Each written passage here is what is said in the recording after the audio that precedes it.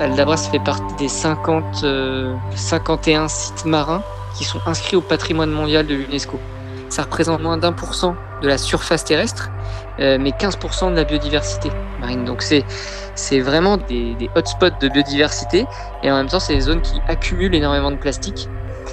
Donc il y a des tortues, il y a une population de tortues géantes endémiques à cette île, plus de 100 000 tortues, des oiseaux. Donc c'est vraiment un endroit, un des derniers sanctuaires de vie sur Terre pour ces espèces-là. Et on l'a vu vraiment, elles sont impactées par ce plastique qui se dégrade. Les tortues ont du mal à venir pondre. Les bébés tortues ont du mal à trouver leur chemin jusqu'à la mer parmi tous ces déchets. Les objectifs de cette mission, c'était vraiment de faire une reconnaissance de l'île et pouvoir mieux estimer à la fois la quantité de déchets qui étaient présentes, puisque d'après les études scientifiques, on aurait 500 tonnes de déchets plastiques qui se sont échoués sur cette île de l'UNESCO. Où sont les déchets, en quelle quantité, et surtout comment est-ce qu'on va les extraire, puisque là il va falloir prévoir une mission de plusieurs mois, 4 à 6 mois, pour réussir à tout collecter et tout extraire.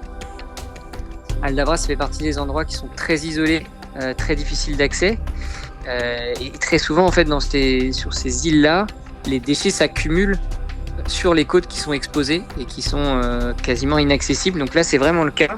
Il n'y a quasiment pas d'accès à la mer.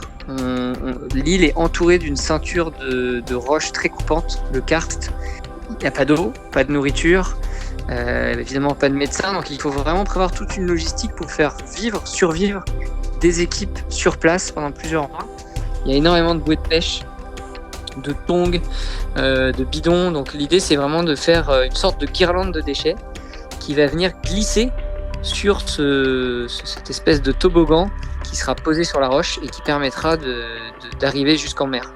Il y a toute cette logistique aussi après extraction des déchets, c'est qu'il va falloir, pour chaque type de déchets qu'on trouve, avoir des débouchés. Alors il y a énormément de tongs, malheureusement ces tongs-là, on ne peut pas en faire grand-chose. Donc, on travaille avec une entreprise au Kenya qui fait des œuvres d'art avec des tongs, donc ils recyclent plusieurs tonnes, dizaines de tonnes par an. Pour toute la partie plastique rigide, on va travailler avec des entrepreneurs aux Seychelles, à Mahé, qui transforment ce plastique rigide.